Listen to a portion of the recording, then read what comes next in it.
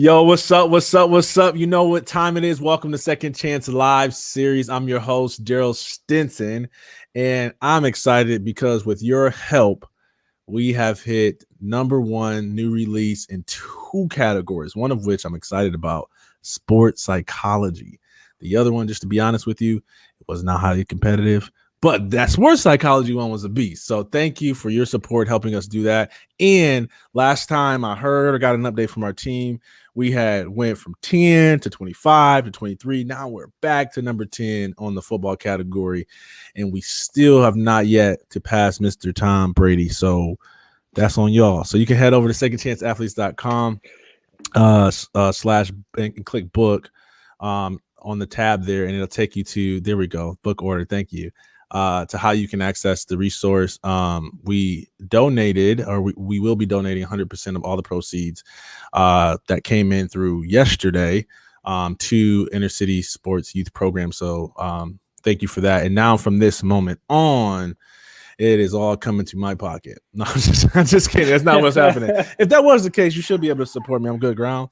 But seriously, it's going to support our work with athletes, and then also to support 10% of the proceeds we're going to use to support military veterans in transition, and to continue to help our partners that serve with addiction recovery. So, because we know that substance abuse is something that athletes struggle with. So y'all know we all about giving back, man. I've got an exciting guest, another expert in this athlete transition industry. So you're going to get to geek out with us about athlete transition.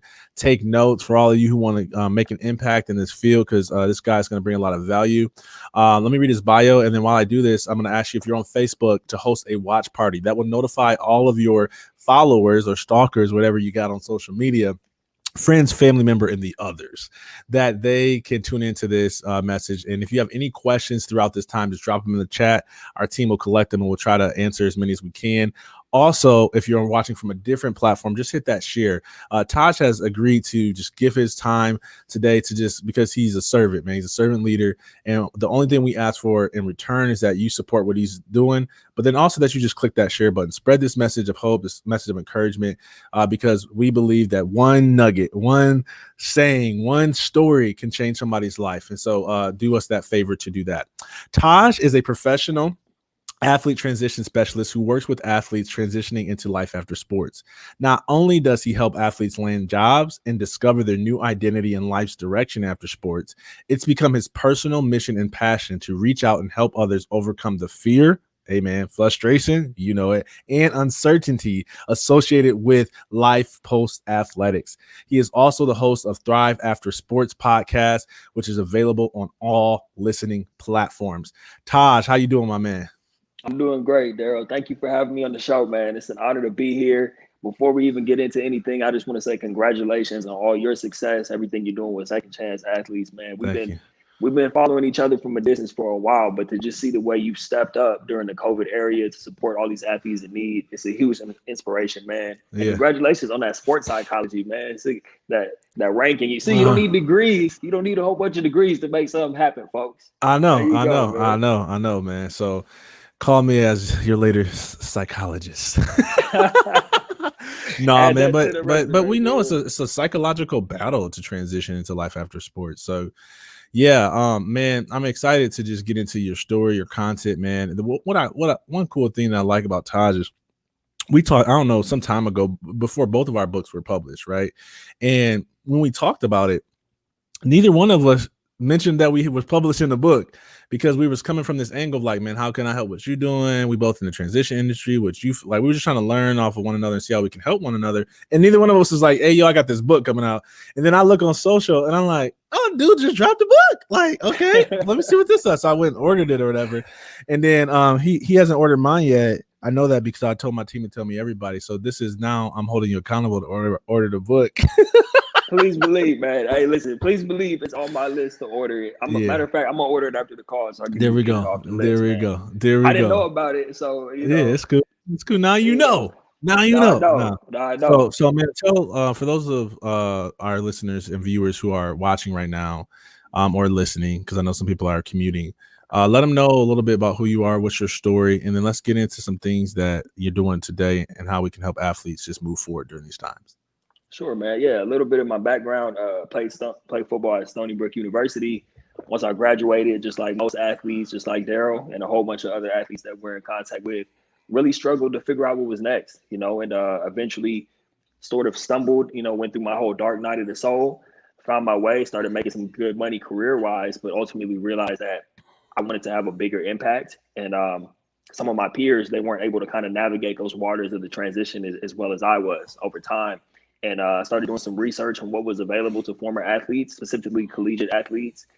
Didn't see much, as we both know. And what I did from that point was just really started to dig deep and develop some curriculum and really taking a holistic approach, just like Darryll and everything you're doing with second chance athletes, man. Really, I have the same philosophy where, I didn't want to leave anything out of the transition. I didn't want to just say, hey, I'll help you find a job, or I'll help you start a business, or even, I'll just be a shoulder to cry on. I wanted to be able to have a holistic approach where a former athlete could basically go from being completely lost and struggling and dealing with a host of emotional issues to be able to give them a tune up and help them find guidance and clarity. So yeah, man, basically for the past 3 years, I've been working as an athlete career transition coach, doing one-on-one and some group coaching stuff. As Darryll mentioned, I do have a podcast, Thrive After Sports, and the recent book that is being released, ready for pre-order, should be ready within the next couple of weeks to start shipping out. That's called Thrive After Sports as well. And it's funny, Darryll, when you and I touched base, which was probably either earlier, it was definitely pre-COVID. So, it's been some time. I wasn't even, I hadn't even planned on writing the book. That just kind of came about Really? where, yeah, Dang, you man. cranked that boy out. Oh man, I got a great team behind me, man. Great team Yeah, to self-publish yeah. in 30 days. But yeah, man, that's a little bit of my background and what I'm up to these days. Man, so I know, like, you gonna tease us, and I want people to go support the book and everything. They can go to your website. But man, tell us a little bit about what we can expect from the material. Yeah, man, the book is really it's a culmination of a few different things. Just some of the stuff that I use in my coaching, some things that I've seen work with other people that I've worked with. Obviously, my story is kind of intertwined into the book, but the book is not about me. It's not my life journey. I kind of dive into that a little bit, but I really look at the book as a tool. A way that people can pick up the book and not say, "Oh, just follow these steps and everything will work out great for you," but more so, here's some tools, here's some guidance, here's some things that I recommend you trying so that you can discover for yourself your own path and kind of take it just take your destiny into your own hands from there. So I look at the book as a tool more so than a story, or anything like that. Love it, love it. So those athletes are listening right now, man, and while we're watching the replay, and they're like, "Man, I'm struggling. I don't feel like I know what to do in my life after sports. I'm like, I just want to go play, but ain't nobody giving me opportunity." What would your advice to them be? My advice would be, Darryll, this is why you and I hit it off, because we have the same philosophy about this, is to really get clear on where it is that you're going. One thing that I'm really big on telling former athletes is that just because you are no longer playing your sport, that doesn't mean you have to all of a sudden, oh, I failed, and adapt this victim mindset where sports didn't work out, or now I'm done playing my sport, so my life is over. But I encourage them to be excited about the fact that you have your entire life ahead of you to create a new chapter and still do great things. Nobody's coming to take your spot in your own life moving forward. So if you can adopt that mindset and be excited about it, that changes everything. And then from there, I just really recommend spending some time. If you're dealing with something, don't feel like you have to suffer in silence. There are plenty of great people you can reach out to. Reach out to Darryll, reach out to me, reach out to, anybody who you see or who has been in your shoes. Touch base with those people. That's a mistake that I made, feeling like I had to suffer in silence, being isolated. The moment I started to open up, even just to family members, to my own family, to tell them this is what I'm going through, immediately I felt like a weight had been lifted off my shoulders, man. So just to kind of wrap it up, I would say definitely reach out to people. Don't feel like you have to suffer in silence. Don't be too prideful, because chances are you might even help someone else by reaching out, because someone might be going through the same thing. That's That's what true. I experienced.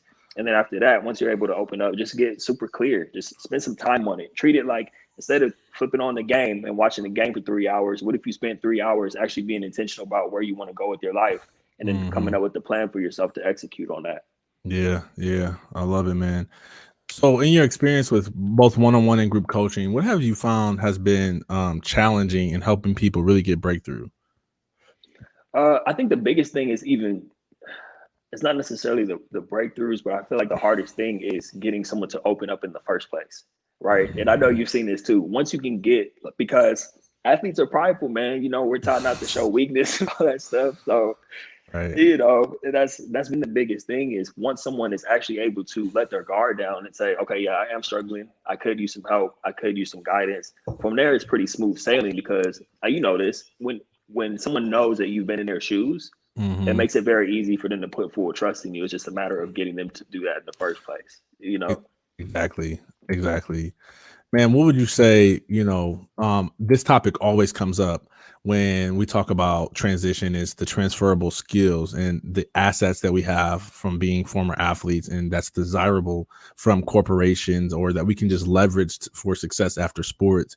What are some of those soft skills that you feel athletes have that can help them be successful in their life after sports? I think that I think you have to be cut from a special cloth to have made it to an elite level playing sports. And I think that can kind of easily go by the wayside when we're done playing if we're not careful to apply that same kind of go-getter mindset, that work ethic, that discipline, that getting up early and doing what we need to do. I think that that's definitely one of the main transferable skills. But I look at it as a lot of us we go into places and kind of try to blend in somewhere.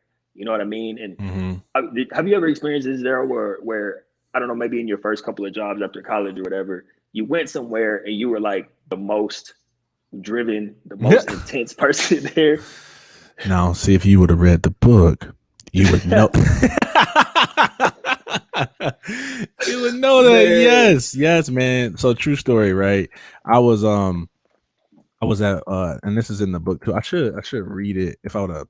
I keep finding myself reading excerpts from the book and it's kind of giving people a preview, but I was this one's in the book. And I probably wrote it better than I'm gonna tell it now because I'm just off the top.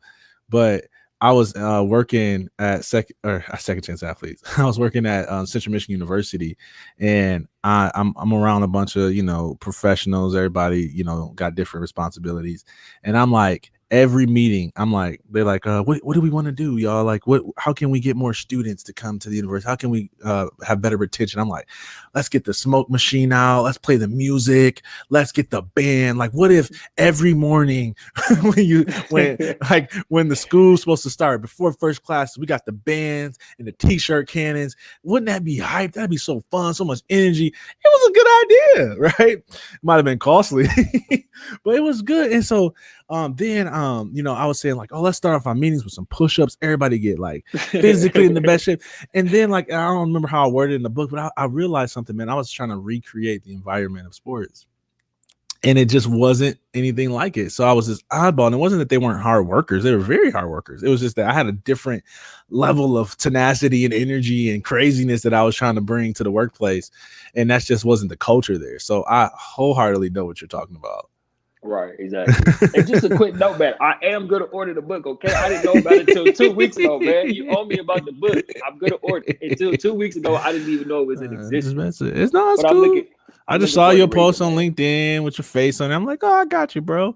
Matter of fact, you guys, if you want to support the book, www.thriveaftersportsbook.com. It's available for pre-order right now. Make sure you guys go check that out. It's got this crazy looking guy on the front of the book, so go support Crazy looking guy, that. man. This guy looks wild, man. Man, let's Uh, talk about like the impact of COVID-19 and what we've seen happen to athletes, man. How have you seen it change? Maybe your work, has it got worse, better? Like, how has it impacted your clients that you work with?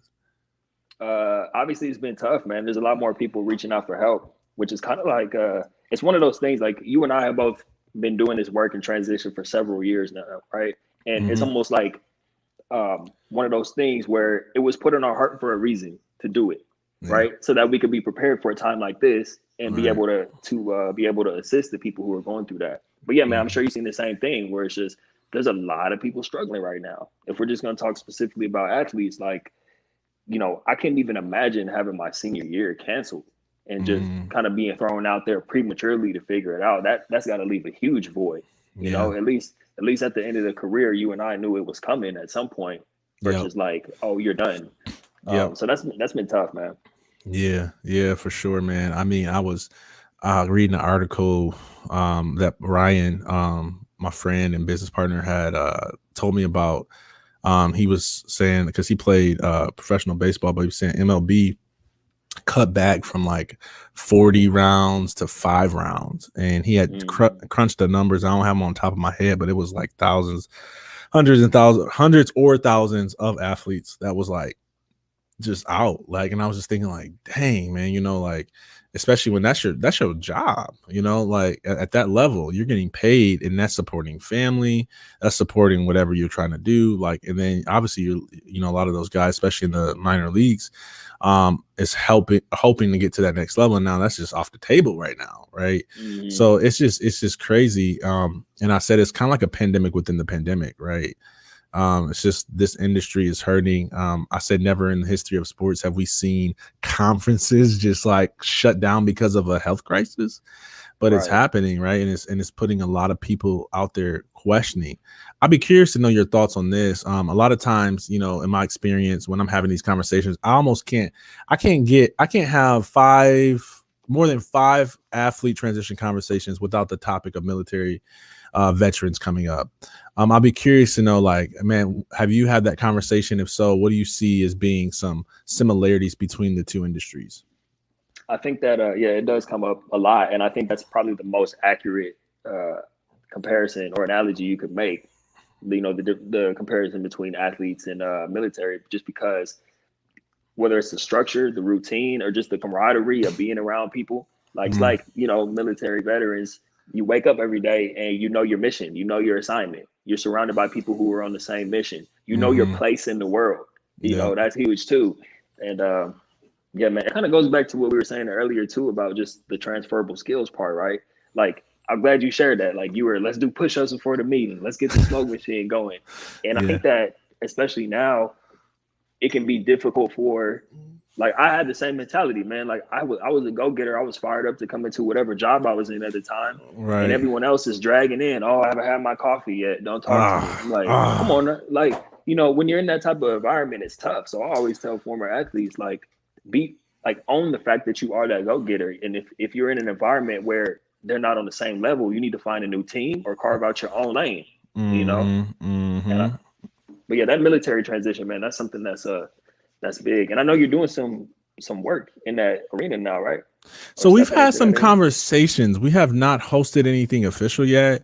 We've have a very official conversation. I can't speak on it now just because we haven't signed the contract, so it's liabilities. But it'll be a pretty major thing, from a government perspective. So yeah, we've had that conversation, but we just haven't done anything official yet with that. So I always tell people this way, especially when I get asked on podcasts and stuff. I said, as far as I've been told, when I talk to a veteran that has heard of our process, watched some videos, read a blog, they say that, man, this is definitely helpful too. I even had corporate executives say, man, I had a guy, I did a keynote at a fundraising banquet for Fellowship of Christian Athletes, and this guy was a retired executive who's been a COO for 20 plus years for a major company. He came up to me afterwards. He said, man, can we sit down and have coffee? Because what you described for athletes is what I need in my life.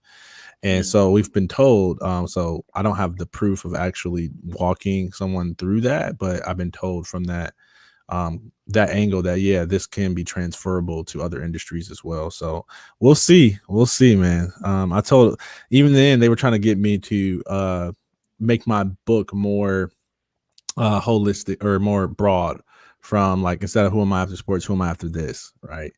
And I was like, let me focus on the athletes first, like, because I got that one on lock. I would have to go and get back to testing and seeing how other people respond. I don't got time to put more different stories from different industries. So maybe that's the next one to come out. We'll see, man. So let's talk about what's next for you, man. Like, you got a lot going on. Obviously, the book is coming out. It's available for pre-order right now on ThriveAfterSportsBook.com. But man, what's really next for you? What does the future for Taj look like?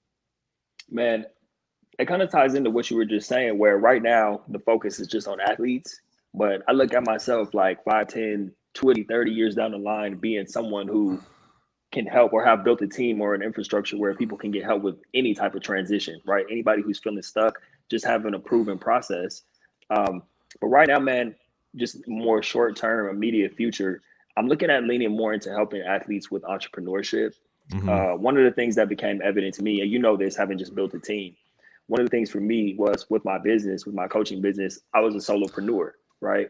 And I got to the point where I'm like, eventually you need a team around you, right? Oh yeah, yeah. So what I'm looking at is I actually joined forces and was able to come on board working with the publishing company, self-publishing 30 days, came on board with them after they helped me publish my book. And that's been great because now I'm able to have a team and a company behind me to be Oh able to yeah. do things. That makes all the difference in the world, man. So I'm looking to inspire the next generation of athletes because as we both know, athletes make great entrepreneurs, looking to kind of show them examples of people like yourself, of former athletes who are now out in the world doing their own thing, building businesses, and use that to inspire other athletes to do that, and then also teach them how to build their own businesses. Because I think ownership is key, and I think that just the time we're living in now, if you feel like you can make an impact, there's no reason to not be able to do that on your own. So that's what my Right. focus is, man. I'm looking to lean more into athletes who want to be entrepreneurs. I'll still help someone find their vision, and if their vision includes getting a job to pay their bills while they're building, that's cool too. But at the end of the day, I want to make sure on the back end we're working on something bigger, something much deeper than that. You Yeah, know what I yeah, mean? yeah. Same here, man. And I think it's just, I think it's like some of it is just the athlete's go getter mentality. I think there's a lion that exists in, an athlete, and if you're not still actively involved in sports, or you're not working for a company that's just like really demanding, where you're being challenged, then like entrepreneurship is like the greatest thing, right? Because it's like, man, this the sky's the limit. I'm gonna aim to be the best. I'm gonna work harder. I get to compete. I get to network. I get to build a team. Like all the things that we loved as athletes kind of plays into successful entrepreneurial traits. So like I'm with you, man. And I kind of lean towards that way as well. But I know that career is important, and some people, that's the route that they want to take. So I'm curious, like, from your experience and working with athletes, where do you see they struggle the most as it relates to finding like jobs that are meaningful or fulfilling? Well, I think that it comes down from, we're so immersed in our sport. There's really not a lot of time to prepare, obviously, or get clear. It's one of those things where it doesn't get real until it gets real, right? All the other, all the other college students, while they're in school, they're doing internships. They're doing all these different things to kind of get prepared. Whereas, we're immersed in the sport. Another Right. thing is, I think there's not a whole lot of guidance. So when you're done playing, people just tell you, oh, you would be a great coach, or you should get into sales because it's competitive and things like that. And I'm not knocking sales careers or coaching careers. I'm just saying that a lot of athletes I see when they initially come to me, I'm sure you've seen this too, Darryl, they'll be like, oh, I want to be a coach. And then you start to dig deeper and They they don't want want to to be be a coached. coach. I just said that because I want to stay around the sport, Yeah. or I don't Yeah. really know. Yeah. Yeah, they haven't thought outside of the box or thought about other things. And some people Yeah. will make great coaches or Uh-huh. salespeople, but of course, if you're thinking deeper than that, then you might discover something for yourself that can have a broader impact and be more fulfilling for you ultimately. But Yeah. that's what I see, man. It's just limited, like thinking small and then not having clarity.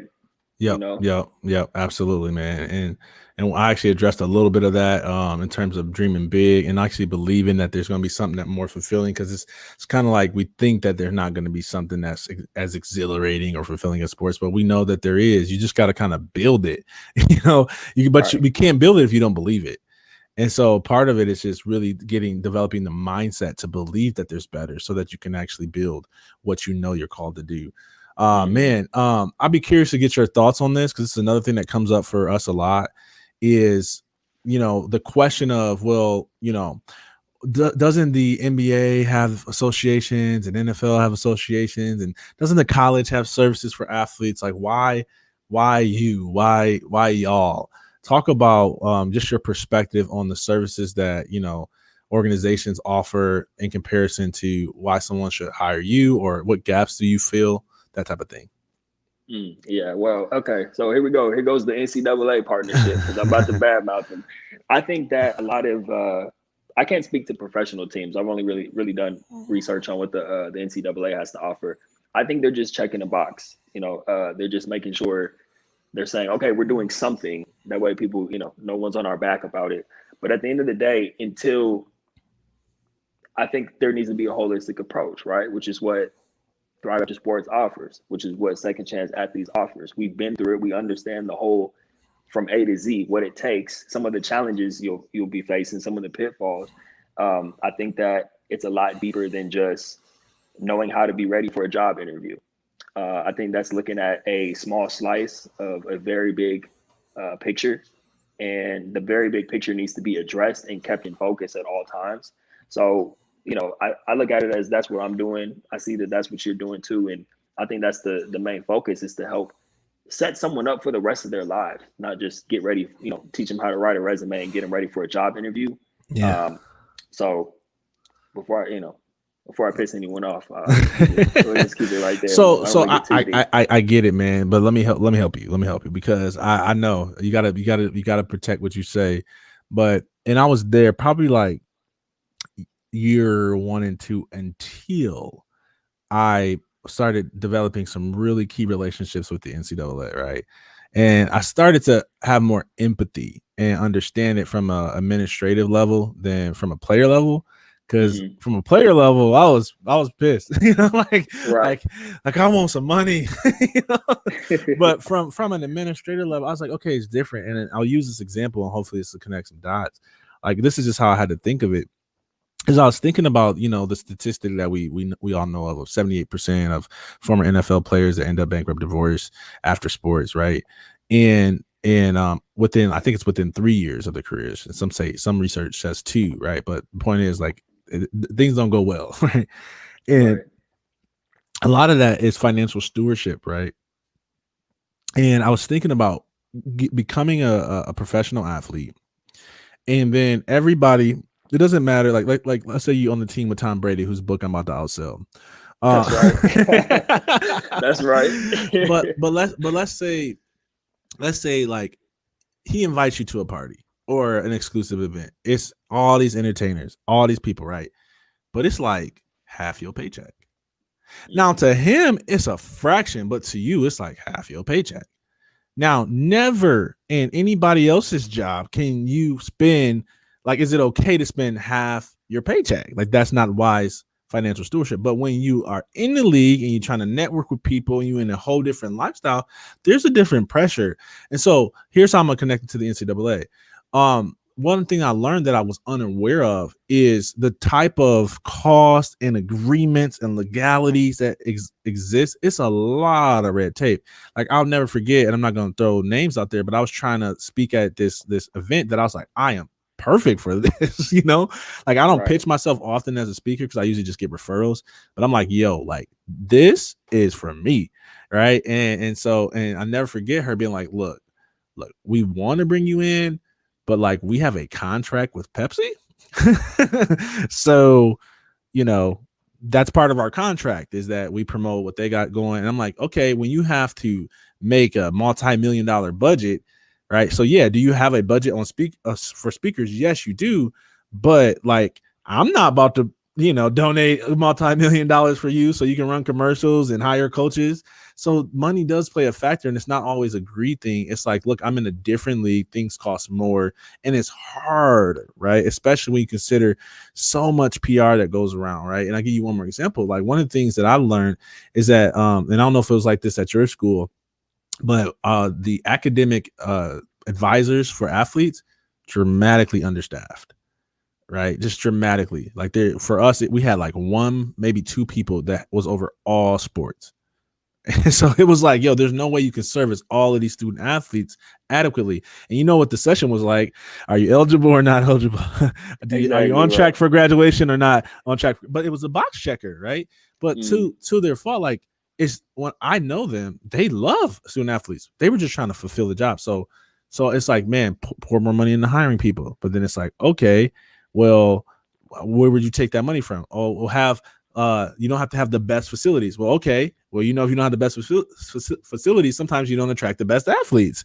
So it's a different game. And I just started to understand it from a different level, man. So I will, when I look at the work you're doing and with Athlete Soul and just personally as well as an entrepreneur, I see it as filling a gap, as supplementing them, because and the last thing I'll say is this, because I know I'm yapping a lot, but obviously this is the industry we live in, is I've never met a coach ever at any level, high school, college, or pro, that didn't have too much on their plate. Mm-hmm. And saying that, it's like they got all of this on their shoulders. And then we're like, as mental health experts, transition, we're like, put one more thing on there, prioritize one more thing. And I'm like, okay, rather than putting a burden on them, like, why don't you just bring us in and we can supplement, be another team member, be another asset where you're weak, we'll help you be strong. So that's kind of my take, man. I don't know what you think about all of that. Nah, man, thank you for sharing all that. I mean, I think that's real. And like you said, it's important that people like you and I and all these other organizations have started to pop up, because the gap does need to be filled. Like you said, I wouldn't expect a coach, right, who's worried about his upcoming season and all these other things to be able to allocate resources. Or the school, like you said, there's some great people in athletic departments, man. I had some great people at my school who really held me down and looked out for me. At the end of the day, their plates are full too, and they can't do it all. So it's more so the structure, the structure that exists, which makes sense, because why would you allocate resources to athletes when they're done playing? Yeah. When they're no longer valuable to the organization? I mean, just from a business perspective, that makes a lot of sense. But Right. that's where people like you and I come in to be able to fill that gap.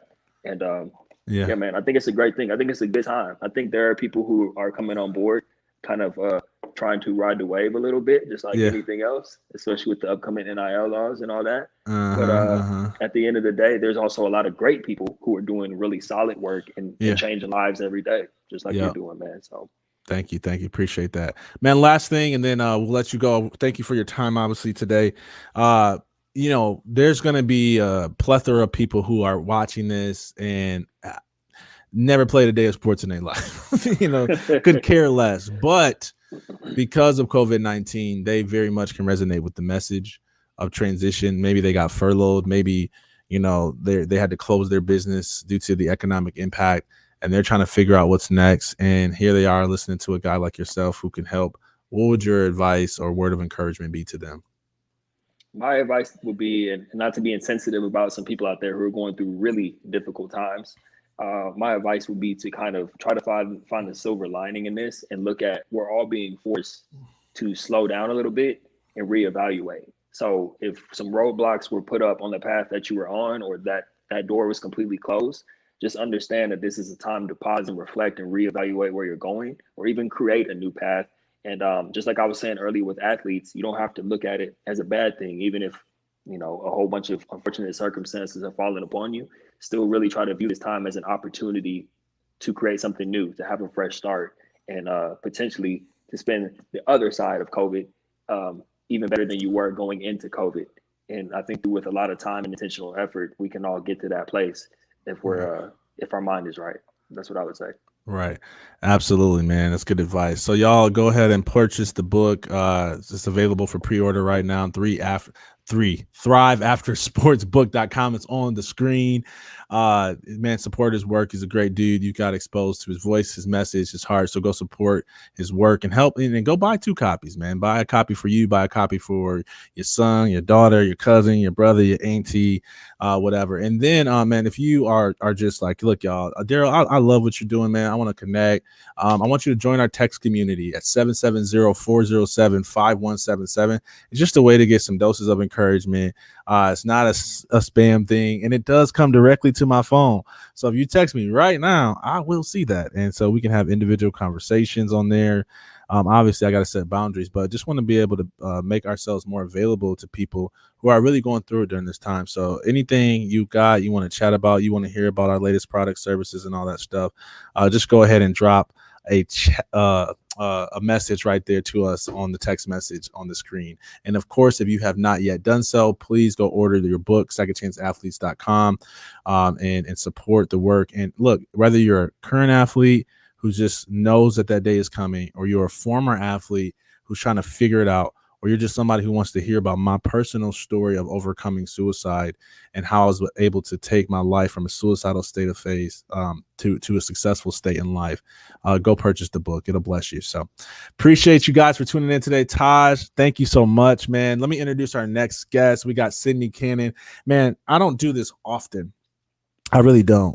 I talk to people all the time, but I don't invite people to share my platform if I don't know you at least enough, But I was talking to her and I was just like, man, you're phenomenal, right? Sydney, she's in the recruiting business. She's been multi-million-dollar recruiting companies. Her resume is super long. I was reading the bio. I was like, I don't even understand half of it. I just remember she's been doing this for a long time and she's fire at doing it, right? One of the things she's done is over her 34-year life cycle as a recruiter, they've been able to rank number 3 in the nation and top 10 13 times at MRIOMS. And I don't even know what that is, but it sounds super sweet. But what I like most about her is not just her success as a professional, but her story. And you got to tune in to her stream to hear about her story. So we're going to see you tomorrow. We got a couple other speakers later that day that I want you to hear from. But join us tomorrow for Second Chance Live. Thank you again for tuning in. Don't forget, if you're just now listening to this, buy the book, join the text community, and share with everyone you know. Till next time, peace.